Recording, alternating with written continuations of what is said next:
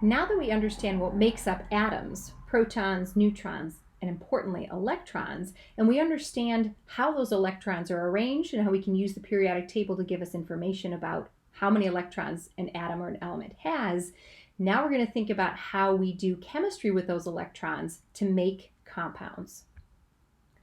So there's two kinds of compounds we can think about making. We can think about making ionic compounds, or we can think about making covalent compounds. And at the end of the day, it really just has to do with whether we are trading electrons or sharing electrons. So ionic compounds are going to be formed when we have things that we grab from the left side of the periodic table and things that we grab from the right side of the periodic table. So metals and nonmetals do chemistry to make ionic compounds. Those ionic compounds are called salts. And again, what's going to happen is we transfer electrons between something that's on the left side of the periodic table, those metals that want to give up those electrons, and they give those electrons to things that are on the right side of the periodic table, those nonmetals that want to gain electrons.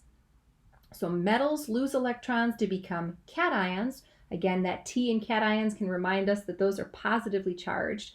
And then nonmetals are going to gain those electrons, and they're going to become negatively charged, or anions. So if you want to know if something's an ionic or a covalent compound, just ask, do I have metal, nonmetal? That's an ionic compound. If you're grabbing two things that are nonmetals, they're going to have to share electrons, because in that situation you have two things that both want to gain electrons, so there's not that trading that's going to work. So what happens is they make the decision to share electrons. So sharing of electrons generates covalent compounds. So just a little bit more detail and some examples of ionic compounds. Again, when we have ionic compounds, we're going to mix things from the left side of the periodic table, for example, like sodium, with things from the right side of the periodic table, like chlorine. Sodium has one valence electron. It wants to lose that one valence electron to become a +1 cation. And chlorine is happy to gain that one electron and become a -1 anion. So that's how we're going to form a salt. And in a little bit, we're going to learn exactly how we name that salt. But again, we're going to have metals and nonmetals that trade electrons to give us a neutral salt. Covalent compounds, and we're not going to get too much into covalent compounds right yet, but if you're grabbing two things from the right side of the periodic table, I know hydrogen can seem a little bit weird because it is on the left side of the periodic table there, but it really is a nonmetal. But it behaves like a metal in terms of losing an electron sometimes. But when we talk about forming covalent compounds with hydrogen, we're going to have those two be behaving as nonmetals. Okay, so covalent compounds happen when we mix those two nonmetals. So the chemical formula really tells us some important information. It tells us the type and the number of each atom that's going to be present. So when we talk about having an ionic compound, that's really going to be the simplest whole number ratio of atoms that we have in that formula unit. So for example, we made sodium chloride. That's table salt, NaCl. And the simplest whole number ratio of atoms that we have in that is 1 sodium cation for 1 chloride anion. Covalent compounds are a little bit more involved because in that case, we're going to have the actual number of atoms present in the compound or the molecule. Remembering that we're always grabbing things that are nonmetals from the right side of the periodic table. So for example, here we have carbon, hydrogen, and oxygen, and that is the actual number of atoms that are present in sucrose. So that's table sugar. So again, we're going to have subscripts that are going to refer to the element that's preceding it. So that C12, that 12 refers to 12 carbon atoms. And again, if we don't see something there like we see with sodium and chlorine there with that sodium chloride, subscripts of 1 are understood and we don't write them. So don't write subscripts of 1.